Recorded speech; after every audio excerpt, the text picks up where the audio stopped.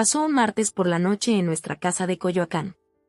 La voz de mi papá cortó el aire de la cocina como un cuchillo. Lo único que sabes hacer es tomar. Nunca has dado nada a esta familia. Estaba rojo de la cara, temblando, como si quisiera sacudir la decepción fuera de mí. Mi mamá estaba parada detrás de él, callada como siempre, con los ojos mirando al piso. Yo me quedé congelada, agarrando el borde de la mesa, mientras mi corazón se partía en pedazos con cada palabra. Acababa de entregarle parte de mi sueldo, como hacía todos los meses. Pero ni siquiera lo miró. Todo lo que veía era fracaso. Su voz cambió, más baja, casi como si le diera asco mirarme. Si te queda algo de dignidad, lárgate. Ya no gritaba. Solo había rechazo frío y duro. Y me fui. No porque fuera débil. Porque ya estaba harta de tratar de demostrar mi valor a gente que se negaba a verlo. No azoté la puerta. No lloré. Salí en silencio, pasando por las fotos familiares en la pared, junto a la mochila vacía de mi hermana Elena en el pasillo. Elena, mi hermanita menor que siempre defendía, que estaba estudiando medicina en la UNAM gracias a lo que yo aportaba sin que ellos supieran. La casa donde crecí me pareció ajena en ese momento. Los azulejos de Talavera que mi abuela había puesto con tanto orgullo, la Virgen de Guadalupe en la entrada, el olor a frijoles refritos que siempre flotaba en el aire. Todo se sentía como una mentira. Como si nunca hubiera pertenecido ahí. Recuerdo que mientras caminaba hacia mi carro, un suru destartalado que había comprado de segunda mano, escuché a doña Carmen, la vecina, regando sus plantas. Siempre chismosa, seguro ya estaba armando la historia que contaría en el mercado al día siguiente. ¿Viste a la Sofía? La corrieron de su casa. ¡Qué vergüenza para los Mendoza! Esa noche dormí en mi carro. Los asientos de vinil todavía olían al café que había derramado semanas atrás. La calle estaba oscura, solo iluminada por el farol de la esquina que parpadeaba. Me quedé mirando el techo, preguntándome por qué había seguido sacrificando tanto por una familia que nunca dijo gracias. Pero incluso entonces, incluso en ese momento de traición, los extrañaba. Esa era la peor parte. Me acordé de las noches que llegaba tarde del trabajo en el centro de llamadas, cansada hasta los huesos, solo para encontrar a mi papá viendo la tele y pidiendo que le calentara la cena. De mi mamá cosiendo hasta tarde para sacar unos pesos extra, pero nunca defendiéndome cuando él se ponía pesado.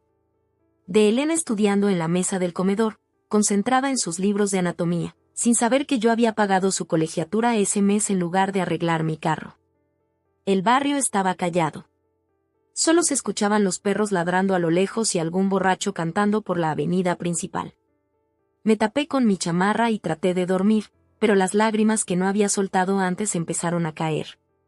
Al día siguiente, me desperté con el sol pegándome en la cara y el cuello adolorido.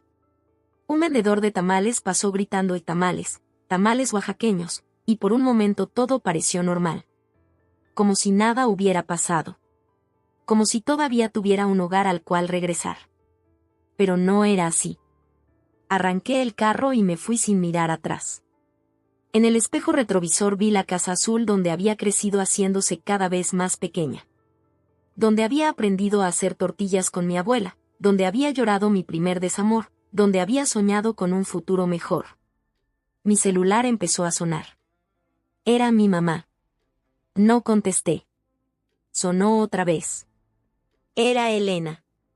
Tampoco contesté. Las llamadas siguieron llegando durante todo el camino mientras manejaba sin rumbo por Insurgentes, pasando por lugares que conocía de memoria, la panadería donde comprábamos conchas los domingos, el parque donde Elena y yo jugábamos de niñas, la iglesia donde hice mi primera comunión. En algún momento paré en un Oxxo para comprar agua. La cajera me miró raro, probablemente por mis ojos hinchados. ¿Está bien, Guerita?, me preguntó. Asentí y salí rápido. No quería la lástima de nadie. Mientras manejaba, las palabras de mi papá seguían resonando en mi cabeza. Nunca has dado nada a esta familia. Si supiera. Si supiera las veces que me quedé sin comer para que ellos tuvieran comida en la mesa. Las veces que usé zapatos rotos para que Elena tuviera uniforme nuevo. Las coleaditas que inventé cuando no alcanzaba para los pasajes. Pero nunca lo vieron. O tal vez no quisieron verlo. Era más fácil pensar que yo era la hija malagradecida, la que solo tomaba, la que nunca daba nada. Era más fácil que admitir que sin mí, la casa se vendría abajo. Terminé parando en un estacionamiento cerca del metro Coyoacán. Me quedé ahí sentada, viendo a la gente pasar. Familias felices, parejas tomadas de la mano, niños corriendo. Todos con algún lugar a donde ir.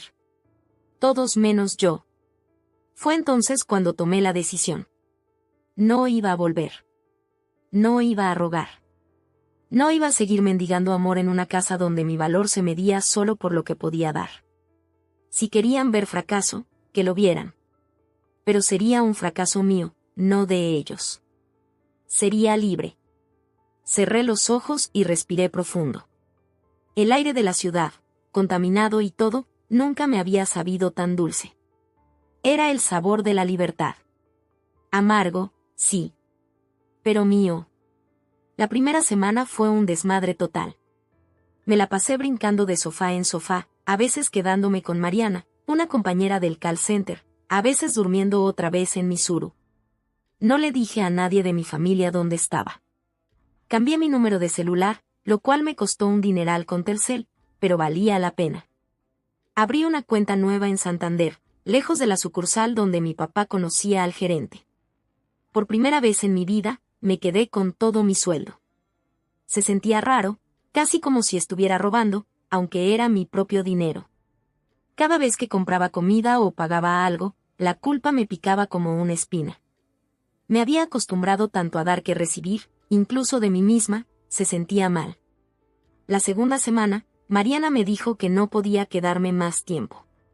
Su novio se estaba poniendo incómodo con la situación. Lo entendí. No era su problema. Empecé a buscar cuarto en Facebook Marketplace y segunda mano. Los precios estaban imposibles. Todo lo que medio se veía decente costaba una fortuna. Mientras tanto, seguía yendo al trabajo como si nada.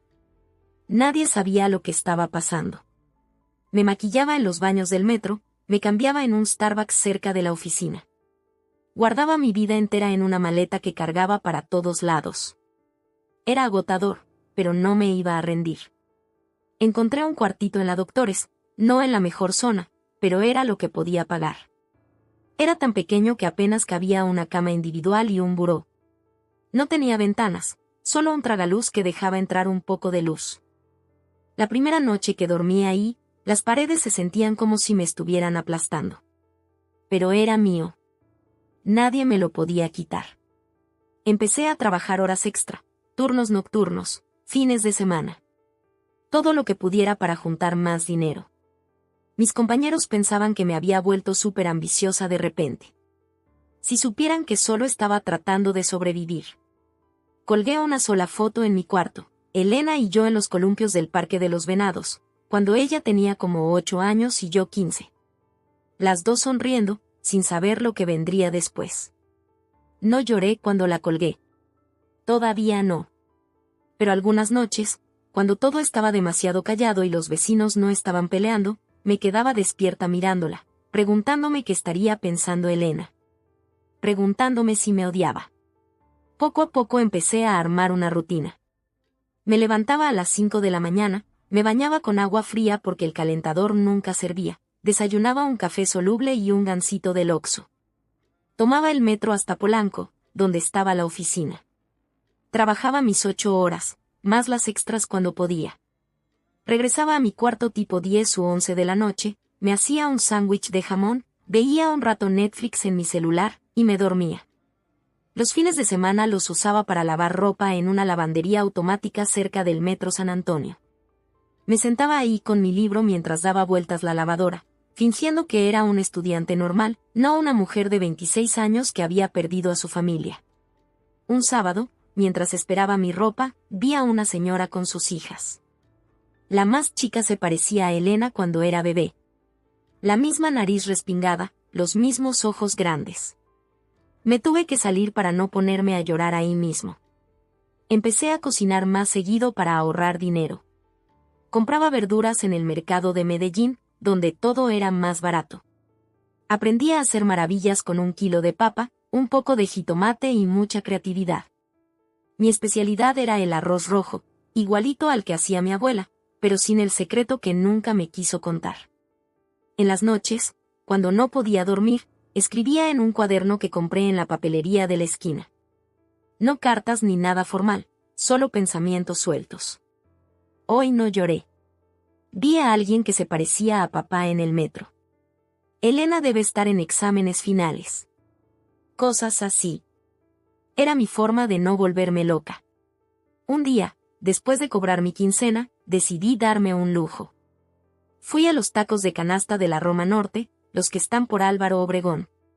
Pedí 3, frijol, chicharrón y mole verde. Mientras me los comía parada en la banqueta, empecé a sentir algo raro. No era tristeza ni enojo. Era algo más ligero. Libertad. Por primera vez desde que salí de casa, no me sentía como una refugiada. Me sentía como alguien construyendo algo nuevo. Cada peso que ahorraba, cada hora extra que trabajaba, cada noche que sobrevivía en mi cuartito sin ventanas, era un ladrillo más en la vida que estaba armando. Ya no vivía para la aprobación de ellos. No reacomodaba mis sueños para que cupieran en sus expectativas. Estaba construyendo algo propio. En silencio, sí. En las sombras, tal vez. Pero con orgullo. Con cada día que pasaba, me sentía más fuerte. Mi jefa en el trabajo empezó a notarlo. Sofía, te veo diferente, me dijo un día. Como más segura. Si supiera que esa seguridad nacía de no tener nada que perder. Empecé a hacer planes. Pequeños al principio. Ahorrar para un cuarto mejor.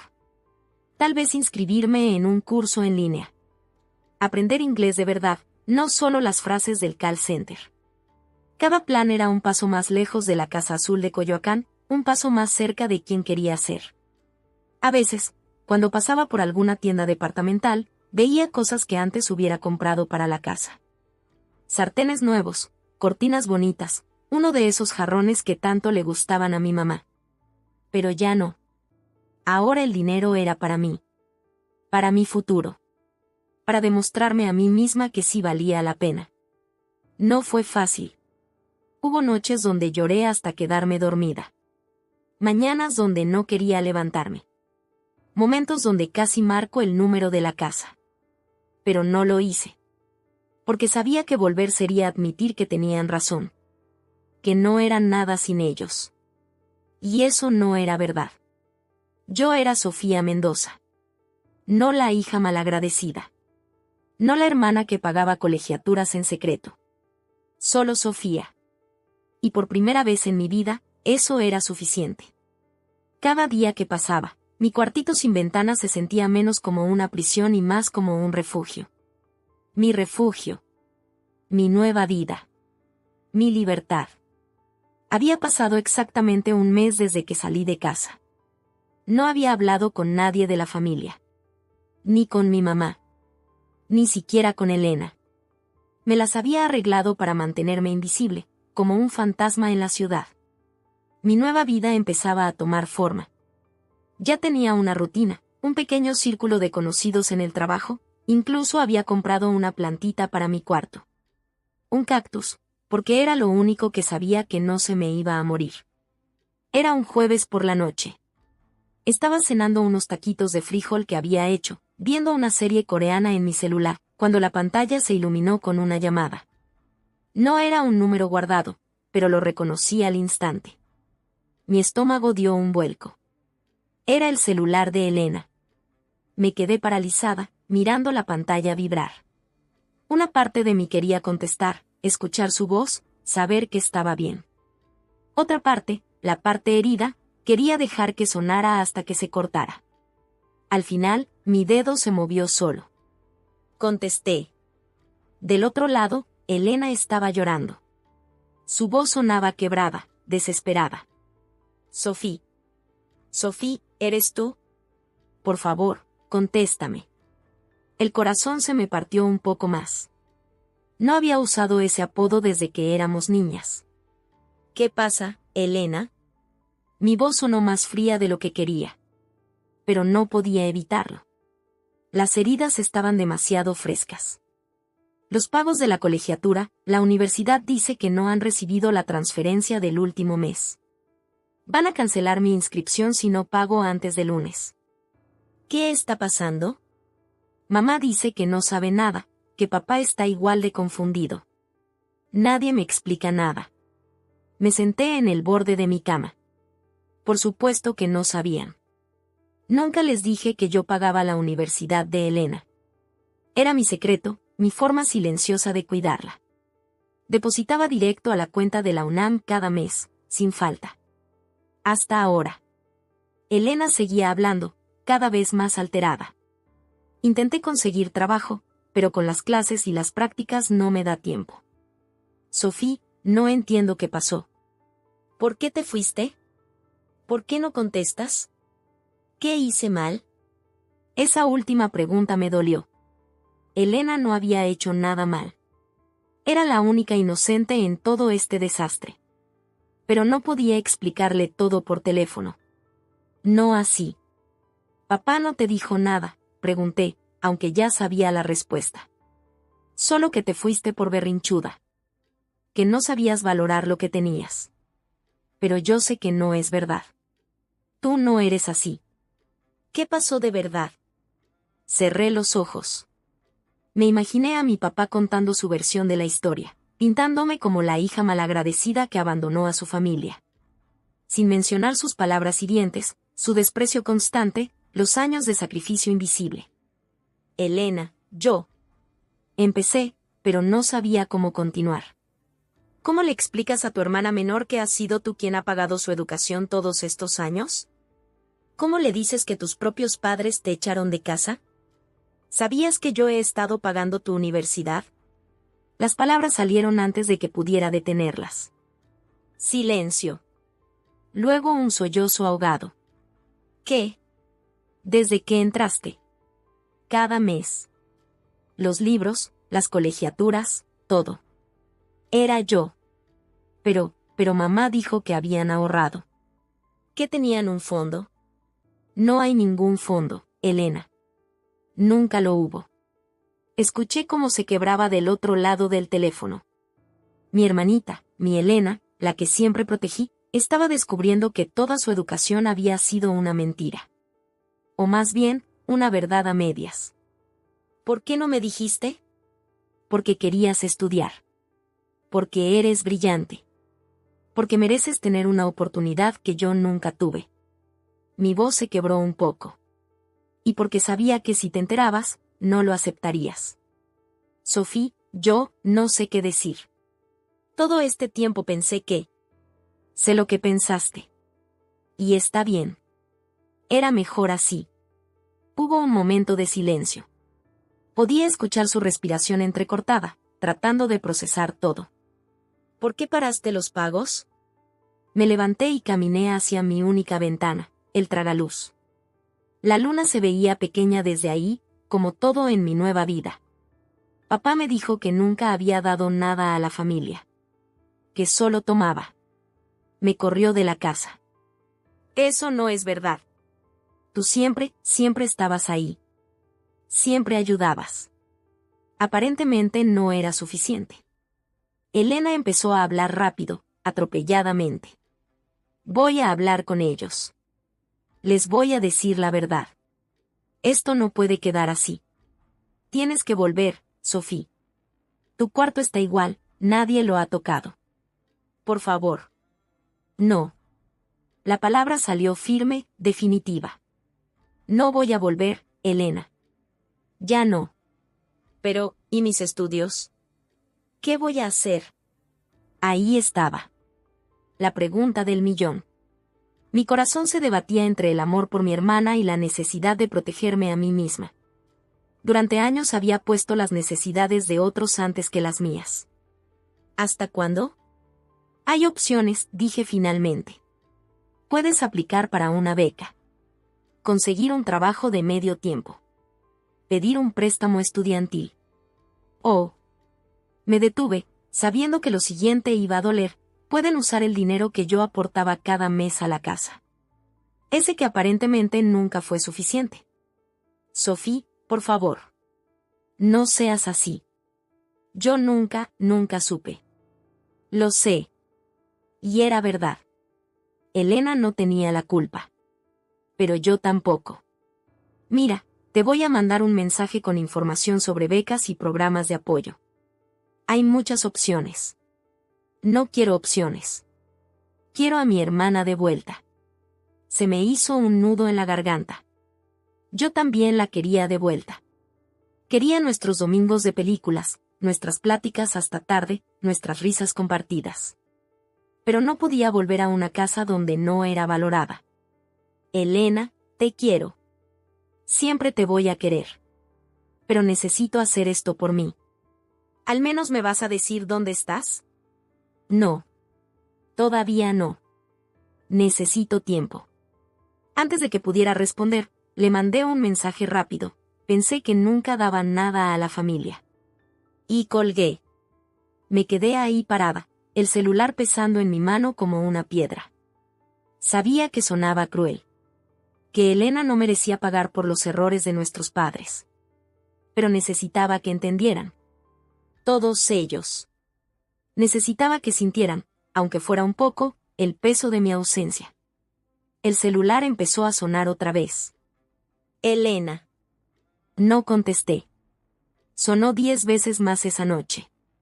Mensajes de texto empezaron a llegar. Por favor, contesta. No es justo. Te necesito. Cada uno era una puñalada en el pecho. Apagué el celular y me acosté en mi camita individual. El cactus me miraba desde el buró, indiferente a mi dolor. Las paredes se sentían más cerca que nunca, pero por primera vez, no me ahogaban. Me protegían. Esa noche no dormí. Me quedé mirando el tragaluz, viendo cómo la luna se movía lentamente a través del pequeño cuadro de cielo que podía ver. Pensé en Elena, probablemente llorando en su cuarto. En mis padres, tal vez empezando a entender la magnitud de lo que habían perdido. En mí misma, parada en la encrucijada entre el amor y la supervivencia. Al día siguiente, cumplí mi promesa.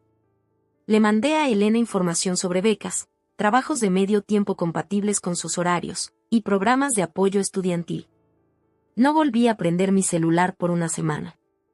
Cuando finalmente lo hice, tenía 57 llamadas perdidas y más mensajes de los que podía contar.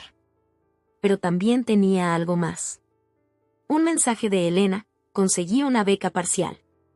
Voy a trabajar los fines de semana en una farmacia. No es tu culpa. Te quiero. Lloré. Por primera vez desde que salí de casa, lloré de verdad. No de tristeza. No de enojo. De alivio. Elena iba a estar bien. Y yo también. La vida que estaba construyendo ya no se sentía como un castigo. Se sentía como una elección. Mi elección. Y aunque dolía, aunque extrañaba, aunque a veces la culpa me comía por dentro, sabía que había hecho lo correcto. Por una vez en mi vida, me había elegido a mí misma. Pasaron los días. Luego las semanas. No volví a contactar a nadie, pero igual me enteraba de cosas. La ciudad es grande, pero los chismes viajan rápido, especialmente en los barrios. Tenía una compañera en el trabajo, Carmen, que casualmente vivía cerca de Coyoacán. Sin saber mi historia, me contaba los chismes del rumbo mientras comíamos en la cocina de la oficina. «Ay, no sabes el drama en mi calle», me dijo un día mientras calentaba su tupper en el microondas. «Los Mendoza, los de la Casa Azul, andan bien raros. La señora ahora trabaja hasta los sábados. Antes nunca la veía salir temprano». Se me hizo un nudo en el estómago, pero mantuve la cara neutral. «Ah, sí. Sí. Y el señor ya no se ve tan frescón como antes. Mi vecina dice que lo vio comprando en el mercado de San Juan, regateando por unos jitomates». Regateando. Si antes ni pisaba el mercado. Mi mamá trabajando sábados. Mi papá regateando en el mercado. Cosas que nunca hubieran pasado cuando yo estaba ahí, cubriendo los gastos, estirando mi sueldo para que ellos mantuvieran su estilo de vida. También me enteré por Facebook. Aunque había bloqueado a mi familia, teníamos amigos en común. Vi fotos de la fiesta de 15 años de la hija de los Ramírez, nuestros vecinos. Mi mamá estaba ahí, pero se veía diferente. Más delgada, más cansada. Su vestido no era nuevo, lo reconocí de inmediato. Era el mismo que usó para mi graduación de la prepa. Elena había publicado algo sobre su nuevo trabajo. Primer día en farmacias similares. Deséenme suerte. Los comentarios eran de apoyo, pero yo podía leer entre líneas. Sus amigas de la uni preguntaban por qué trabajaba si antes decía que sus papás la apoyaban. Ella respondía con evasivas. Una tarde, curioseando en Marketplace, vi algo que me dejó fría. Mi mamá estaba vendiendo cosas. La vajilla de Talavera que había heredado de mi abuela. El juego de sala que tanto presumía con las visitas. Hasta la tele de la recámara principal. Los precios eran de remate, como si necesitara el dinero urgente. No me sentí orgullosa de verlos batallar. Pero tampoco me arrepentí. Durante años había sido el colchón invisible que amortiguaba todos los golpes económicos. El parche que cubría los hoyos. Ahora tenían que enfrentar la realidad sin mí. Me encontré con Lupita, una amiga de la secu, en el metro Pino Suárez. No sabía nada de mi situación, así que me contó sin filtros. ¿Supiste lo de tu papá? Lo vi el otro día en la pulquería de Don Chava. Solo, bien jetón. Nunca lo había visto ahí. Mi papá en una pulquería. El mismo que decía que esos lugares eran para nacos. El mismo que presumía de solo tomar whisky importado en las reuniones familiares. Tu hermana está bien buena onda, continuó Lupita. La contraté para que me ayudara con unos trámites de la escuela. Cobra bien barato. Me dijo que necesitaba juntar dinero para sus estudios. Elena haciendo trabajitos por fuera. Mi brillante hermanita, la futura doctora, teniendo que dividir su tiempo entre estudios y chamas mal pagadas. Algo que nunca hubiera necesitado si yo siguiera ahí. Pero esa era la cuestión, ¿no? Ellos estaban aprendiendo lo que yo siempre supe, que la vida cuesta. Que el dinero no crece en los árboles. Que alguien tiene que sacrificarse para que otros vivan cómodos. Un domingo, sin planearlo, terminé cerca de la casa. Había ido a comprar elotes a mi puesto favorito y mis pies me llevaron por las calles conocidas. Me quedé en la esquina, medio escondida detrás de un poste, observando. El jardín del frente se veía descuidado. El pasto largo, las plantas medio secas.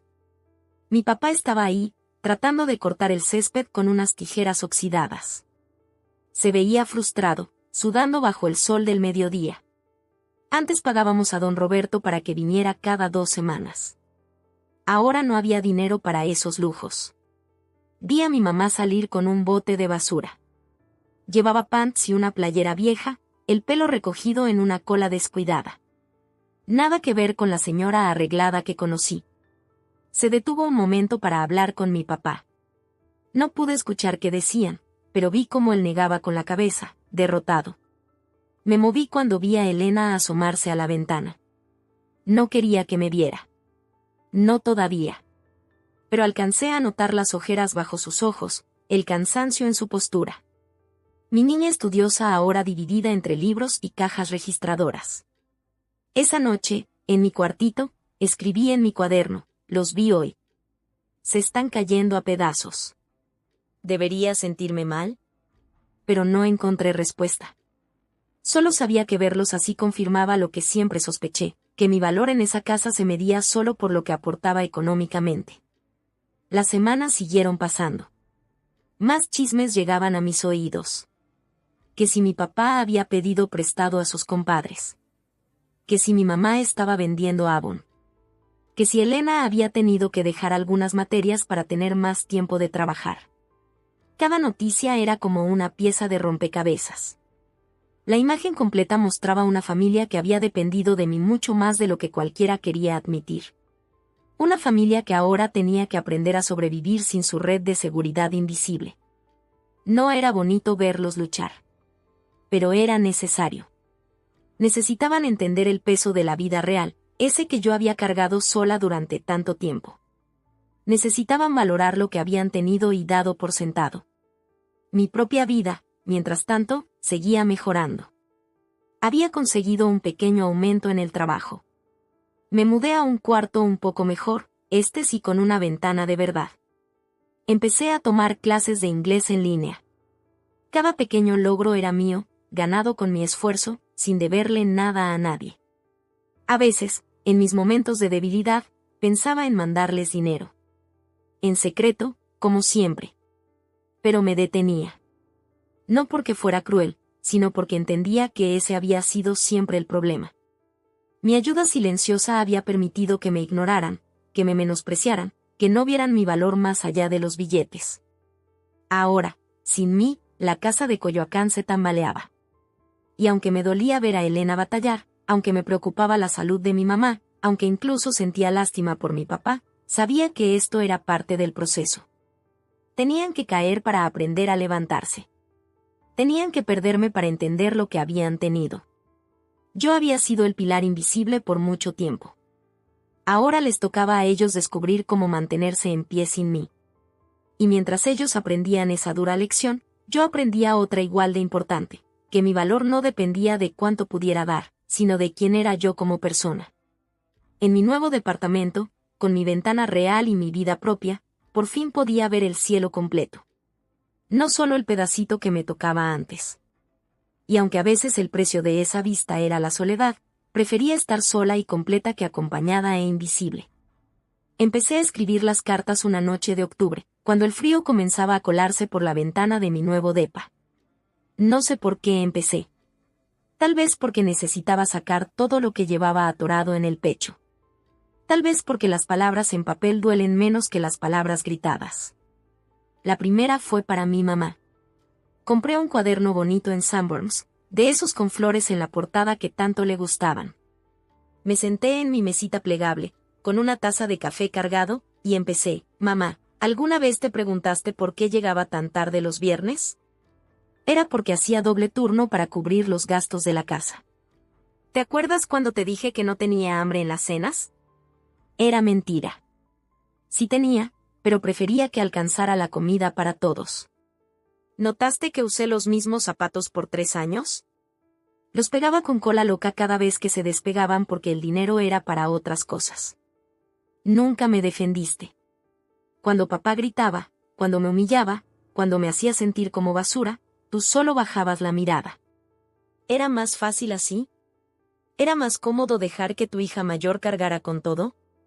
A veces pienso que sí me querías, pero tu amor era callado, cobarde. Un amor que no protege no sirve de mucho, mamá. Lloré mientras escribía. Moqueaba feo, de esas veces que se te sale todo. Pero seguí escribiendo. Le conté sobre las noches que me quedaba sin cenar, sobre los cumpleaños que trabajé para que ella pudiera hacer sus reuniones, sobre los sueños que dejé ir porque alguien tenía que ser responsable. La carta para Elena fue diferente. Más suave, pero igual de honesta: hermanita, siempre fuiste mi orgullo. Cuando naciste, juré que tendrías todas las oportunidades que yo no tuve. Por eso trabajaba tanto. Por eso me desvelaba revisando que tuvieras todo para la escuela. ¿Te acuerdas cuando te ayudaba con la tarea de mate? Yo también estaba muerta de cansancio, pero verte entender los problemas hacía que valiera la pena. Pagué tu prepa, tus libros, tus uniformes. Cuando entraste a medicina, lloré de felicidad. Mi hermanita iba a ser doctora. Cada mes, religiosamente, depositaba tu colegiatura. A veces significaba no comer bien por semanas, pero no importaba. Tu futuro valía más que mi presente. No te culpo por no saberlo. Fui yo quien decidió mantenerlo en secreto. Tal vez fue mi error. Tal vez debí decirte. Pero tenía miedo de que sintieras lástima, o peor, que rechazaras la ayuda. Preferí ser tu hada madrina invisible. Esta carta me tomó 3 noches. Cada vez que la releía, agregaba algo más. Un recuerdo, una confesión, una explicación. Era mi forma de pedirle perdón por irme, pero también de hacerle entender por qué tuve que hacerlo. Pero la carta más larga, la más difícil, fue para mi papá. Me tomó una semana entera escribirla. Empezaba y la rompía. Volvía a empezar y la tiraba. Hasta que una madrugada, después de un turno particularmente pesado, me senté y le escribí de corrido: papá, esta es la carta más difícil porque contigo tengo más que decir. Empiezo por lo básico: sí di mucho a esta familia. Di mi juventud, mi salud, mis sueños. Di cada quincena, cada aguinaldo, cada peso extra que ganaba. Di mis mañanas libres, mis noches de descanso, mis fines de semana. ¿Sabes cuántas veces comí solo sopas Maruchan para que hubiera carne en la mesa? ¿Cuántas veces usé el mismo bra remendado para que mamá pudiera comprarse ropa nueva? ¿Cuántas veces dije que no tenía frío mientras temblaba, porque la chamarra nueva era para Elena? Me gradué con honores de la prepa, ¿lo recuerdas? Tenía una beca para la universidad. Comunicación en la UAM. Pero alguien tenía que trabajar para mantener la casa, ¿verdad? Y ese alguien siempre fui yo. Vi cómo mis amigas se iban a estudiar mientras yo me quedaba en el call center, tragándome los gritos de clientes enojados, sonriendo aunque por dentro me estuviera muriendo. Todo lo que haces es tomar, me dijiste. Ojalá pudiera mostrarte mi estado de cuenta de esos años. Verías que todo lo que ganaba se iba en la casa. En tu comida, en tu techo, en tus gustitos. Esa botella de Buchanan's que tanto te gusta no se pagaba sola. Ni los cigarros. Ni las cervezas del domingo. Pero lo que más me dolió no fue la acusación. Fue el desprecio. La forma en que me miraste, como si fuera una carga, una molestia, una mancha en tu vida perfecta.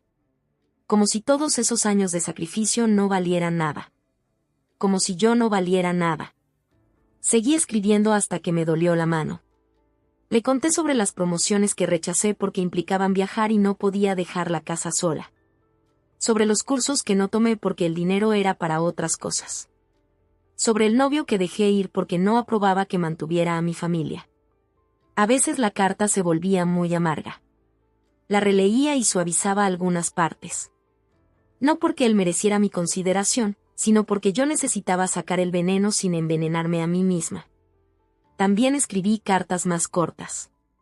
Para mi tía Rosa, que siempre supo pero nunca dijo nada. Para mi primo Juan, que una vez me ofreció trabajo en su negocio pero tuve que rechazar porque no podía dejar mi empleo estable. Para la abuela, que ya no estaba pero que hubiera entendido. Las guardaba todas en una caja de zapatos, atadas con un listón rojo que compré en el mercado de artesanías.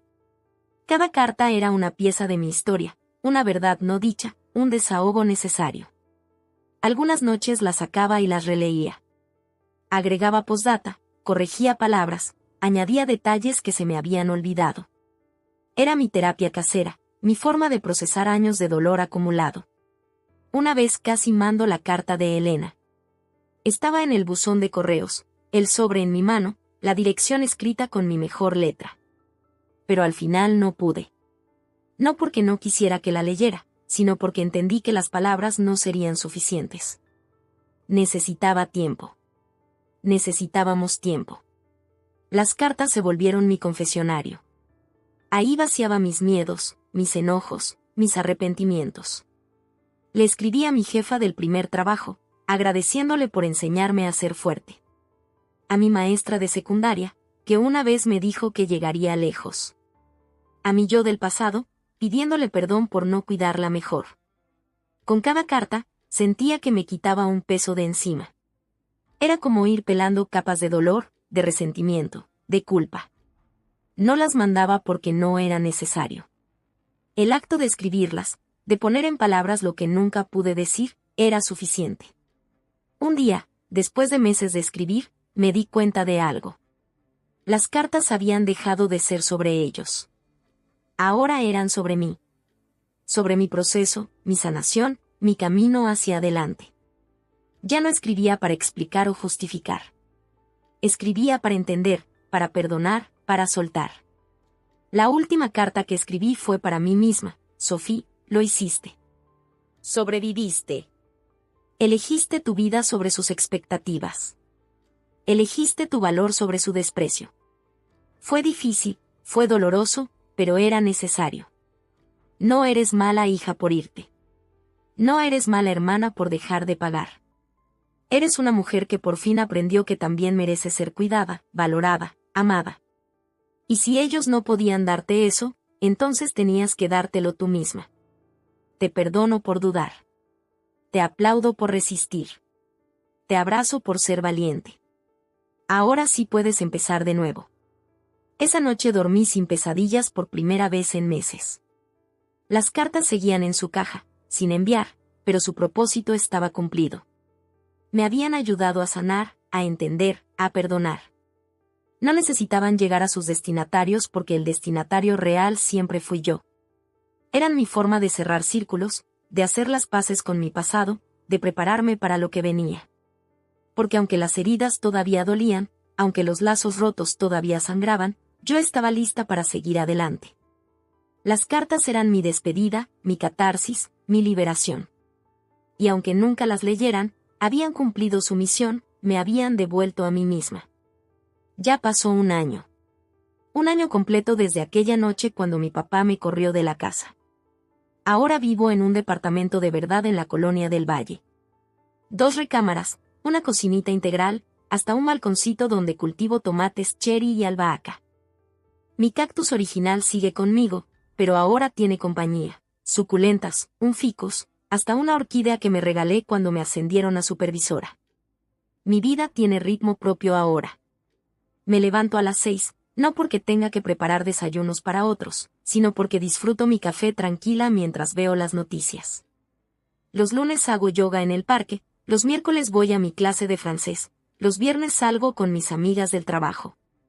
Amigas de verdad, no solo conocidas. Gente que me conoce como Sofía la supervisora, Sofía la que cuenta buenos chistes, Sofía la que hace el mejor pay de limón para las juntas.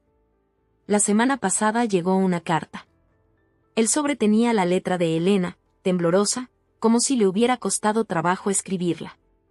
Me senté en mi sillón favorito, el que compré en una venta de garaje y retapicé yo misma, y la leí despacio. Sofía, han pasado meses desde la última vez que hablamos. He querido escribirte tantas veces, pero no sabía qué decir. Ahora entiendo tantas cosas. Mamá me contó todo. Los dobles turnos, las noches sin cenar, los años de sacrificio. No tengo palabras para agradecer lo que hiciste por mí. Pero tampoco las tengo para expresar cuánto te extraño. La casa no es la misma sin ti. Papá ya no grita. Es como si se hubiera desinflado. Trabaja más horas, llega cansado, casi no habla. Mamá sigue con sus 2 trabajos. Yo sigo en la universidad, con mi beca y mi trabajo. Es difícil, pero lo estoy logrando. No te escribo para pedirte que vuelvas. Entiendo por qué te fuiste. Te escribo para decirte que tenías razón. Que sí dabas todo a esta familia. Que fuimos ciegos, malagradecidos, crueles. Y que lo siento. Lo siento tanto. Si algún día quieres hablar, aquí estoy. Mi número no ha cambiado. Te quiero, hermana. Siempre te voy a querer. Guardé la carta en mi cajón especial, junto a una foto nuestra que por fin pude colgar en la sala. No la contesté inmediatamente. Ya no había prisa, ya no había urgencia.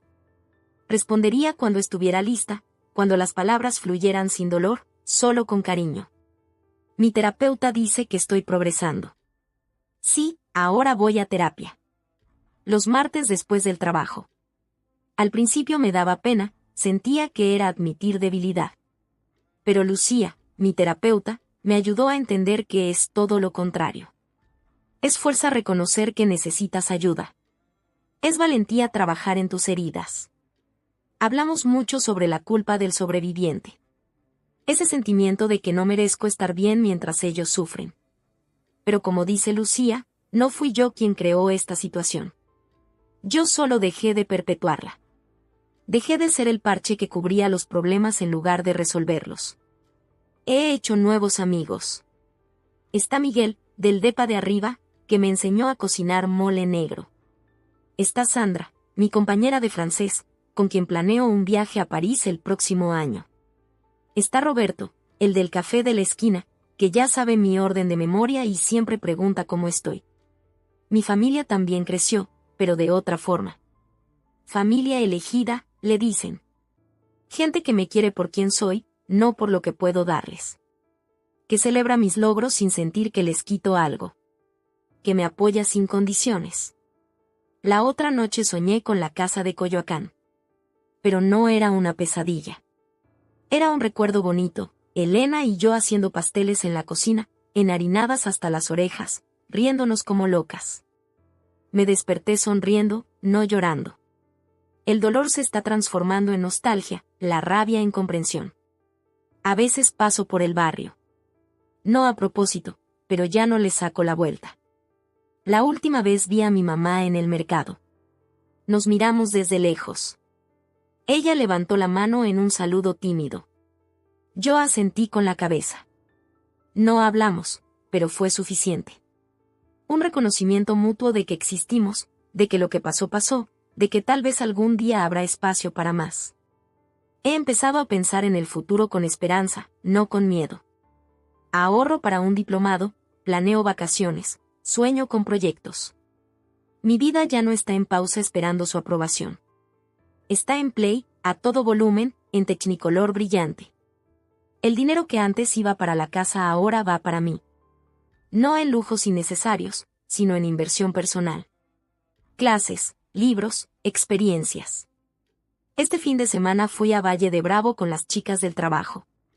Rentamos una cabaña, hicimos kayak, nos reímos hasta que nos dolió la panza.